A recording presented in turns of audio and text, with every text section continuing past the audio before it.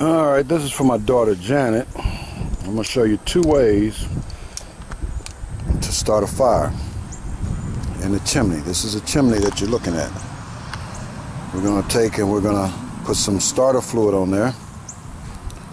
That's Jasmine putting the starter fluid on there. That's enough, Jasmine. Now she's going to let that dry off just a second. She's going to take the lighter and light the starter fluid. The starter fluid is lit. The coals are lit. This is not what they call match light, where you light the bag or something. These will cook down, to cook the coals down. They will turn white. And then at that point, when they turn white, they will be ready. All right, let's go back where David is, and we're going to check another way out to cook them, to start them in a chimney. This is another way. The coals are in the chimney, and you're taking light the paper that is in the bottom of the coals. The paper will, you can use newspaper or any type of paper. Newspaper is better, and that will light them up underneath there on a concrete floor. You don't do this on a wooden floor. And then it will ignite the coals and will light them from the bottom up, and then when they turn white, they're ready for cooking. We're showing you two different ways. As you see, the smoke is starting to come out of the top of the chimney. The air flows underneath, the fire flows underneath, and it cooks from the bottom up. I mean, it heats them from the bottom up. As you see in the bottom of the chimney, the fire is lit, and that ignites the coals, and the fire goes up. Works very well with newspaper.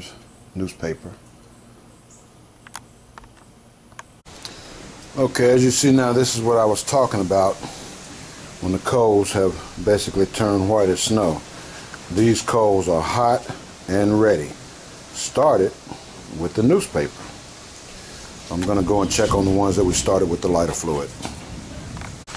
Now you're looking at the ones that were started with the lighter fluid, and they're about the same as the others, and they're in the chimney also, and they are ready to go on the grill.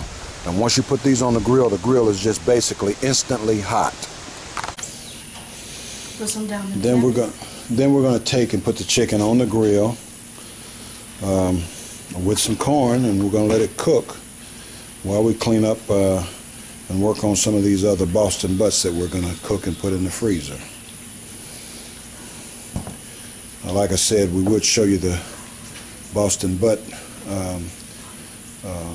illustration, but we already did that on a separate DVD. Okay, we're getting the chickens ready. Okay, now that's Jasmine and David there. You're looking at the chickens. I don't want anybody to think that the chickens was Jasmine and David. But anyway, we're back to the chickens, and we're getting them ready to go on the grill. David, you're going to stick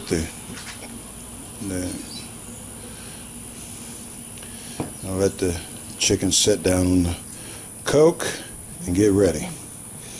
All right, we'll go ahead to the grill and see what we got. Hopefully the rain will hold up. We got a little rain overcast today. Jasmine is going to put her chicken on the grill. You want to turn him around, Jasmine, so he can face out? She's going to slide him toward the back a little bit.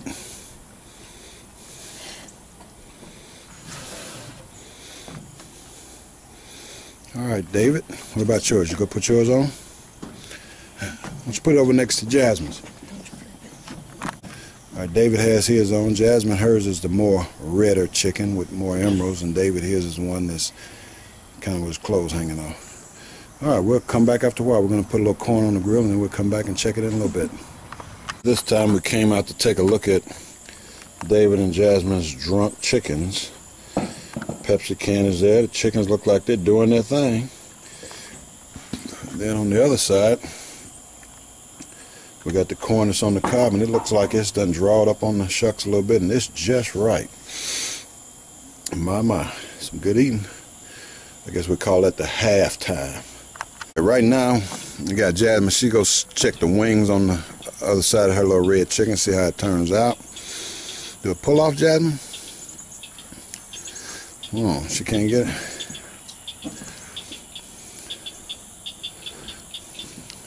How is it, baby? Tell Aunt Janet to eat her heart out. Eat your heart out. Okay. David, you want to check a piece of yours and see how it is? Get his wing.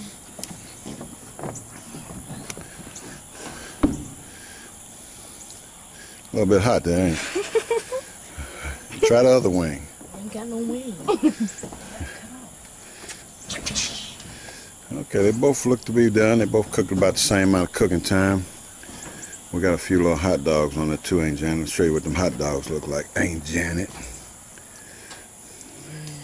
Janet Ruff. The hot dogs look pretty good. Look at that chicken, Aunt Janet. That's what you call a done bird. I said Coca-Cola, but them is Pepsi birds. Drunk Pepsi chicken. All right, we'll talk with you in a minute. This morning, Jasmine is getting some onions peeled. That's going to go on the ribs that we're going to slow smoke. And let's go over and see what David is doing. He's getting the fire ready on the grill. Well, if you noticed a little bit of noise, that's the rain on the outside. It's kind of raining today. And that's the rain spattering down on the tin roof. But what you're seeing is we got the grill about ready with the ribs. We got 27 of them on there, and we're getting ready to let them slow smoke down.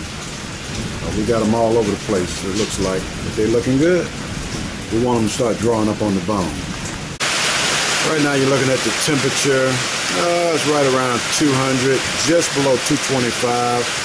So this will probably be our cooking temperature for a while. We'll keep it right around 220. That's a good slow smoking cook. The grill that you're looking at is a 3-door, 6 racks. Smoking pretty good there. Smoking pretty good. And I think we're going to have a pretty successful cook. Well, we had a cousin that stopped by a little bit ago and brought us some melons. These here, now Faye loves those. That's that cream colored melon there. I'm going to try to get her a couple and take to Ohio.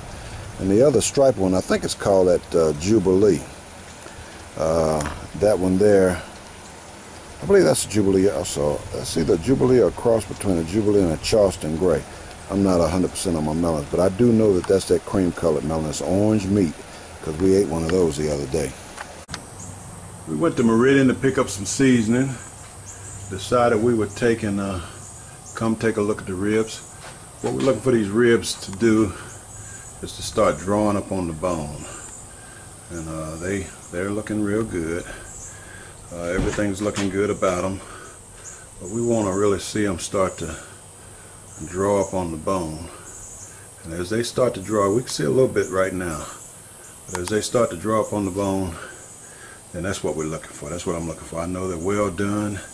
And we're going to try to make sure we keep plenty of juice in them. We'll take them later on and wrap them up with a little bit of, after they draw up on the bone, so we'll take and wrap them up with some aluminum foil and put some onions in there with them and just let that smoke simmer them. We've been keeping the temperature right around 200 degrees, 225. We may even push it up to 300 occasionally, but we want to get them right. We want to get them right. I think they're going to fall off the bone when we get through with them. Now this is what I'm talking about. These are some delicious looking ribs. I like the way they kind of draw up on the bone a little bit there. And we're going to take these ribs, we're going to take them off now. Going to wrap them in a little foil, put some onions on top. And then when we're going to put them back in for about another hour, and when we get through with them, I think you will, these will be some nice tasty ribs. I mean nice tasty, nice golden and brown. Okay, we're going for right now. I just got to get me a little pinch and see how these things are. Oh man, look at that. Nice and tender. These are some nice tasty ribs. Okay, we gone.